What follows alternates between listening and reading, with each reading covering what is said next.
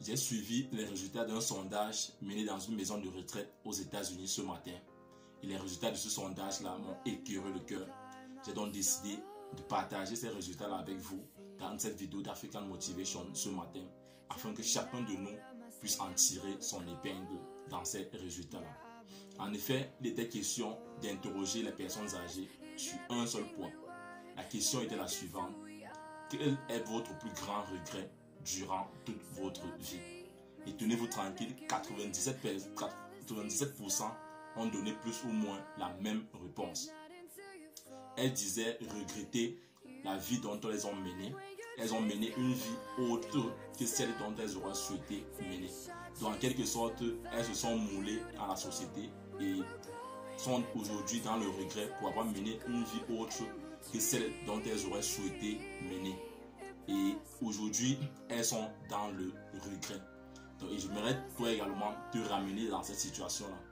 Imagine-toi aujourd'hui couché dans ton lit de mort et que tous ces rêves-là qui certainement actuellement sont en train de brûler en toi viennent te trouver dans ton lit de mort et te disent: Roméo, Juliette, Albert, nous étions faits pour toi. Nous sommes venus à toi afin que tu nous réalises, mais tu as trouvé toutes les raisons du monde pour ne pas nous réaliser.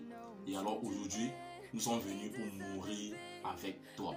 Et c'est aussi la raison pour laquelle aujourd'hui, l'on peut dire avec certitude que l'un des endroits les plus riches au monde, c'est les cimetières.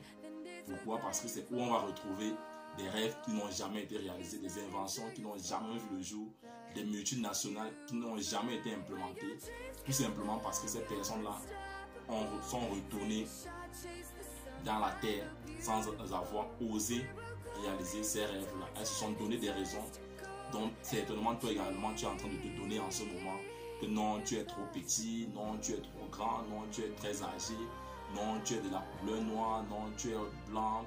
Tu es en train de te trouver toutes ces raisons-là. Et mon point ce matin, ce qui m'a poussé à pouvoir partager ces résultats-là avec vous, c'est afin que chacun de nous puisse s'interroger ce matin. Est-ce que tu aimerais te retrouver dans cette position-là demain, où tu seras dans ton lit de retraite en train de regretter pour n'avoir pas osé passer à l'action, pour n'avoir pas osé implémenter ces projets-là qui sont en train de brûler en toi en ce moment? Tu es certainement en train de trouver des raisons pour ne pas le faire. Est-ce que tu aimerais te retrouver dans cette situation-là demain? Et si la réponse à cette question c'est non, alors je vais t'inviter à devoir faire deux choses ce matin. Deux choses simples, mais pas simplistes, qui vont t'aider à éviter cette situation de regret-là dans cette période de retraite-là.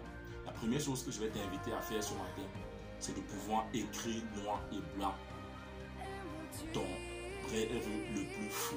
De pouvoir écrire noir et blanc où est-ce que tu aimerais te retrouver dans 5 ans, dans 10 ans. Quel genre de vie tu aimerais mener dans 5 ans, dans 10 ans. Je sais que quand il est question de faire cette projection de 5 ou 10 ans, dans notre communauté africaine, c'est souvent difficile de se projeter.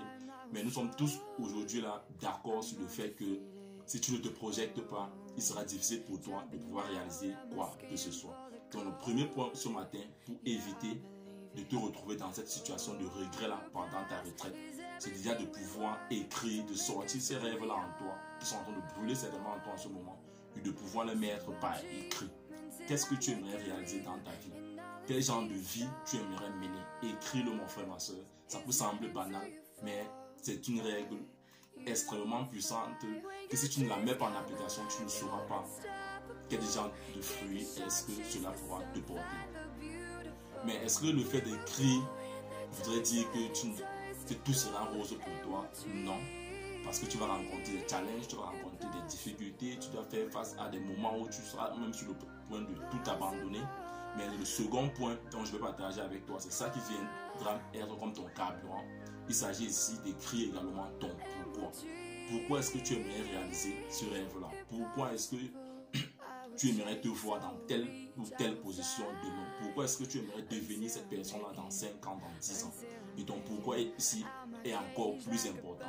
Je le dis ici pourquoi, parce que à chaque fois que tu vas faire face aux difficultés, à chaque fois que tu dois faire face aux challenges, c'est le pourquoi là qui viendra encore te booster. Et plus ton pourquoi il sera grand, plus il sera plus facile et plus aisé pour toi de te relever et de continuer et de faire face à ces différents challenges.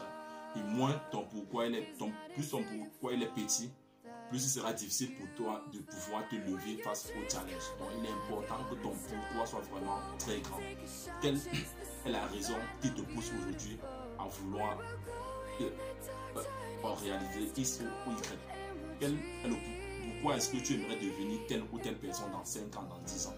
Si tu écris ton pourquoi, tu verras qu'à chaque fois, tu vas aller puiser dans ce pourquoi-là le carburant pour pouvoir avancer.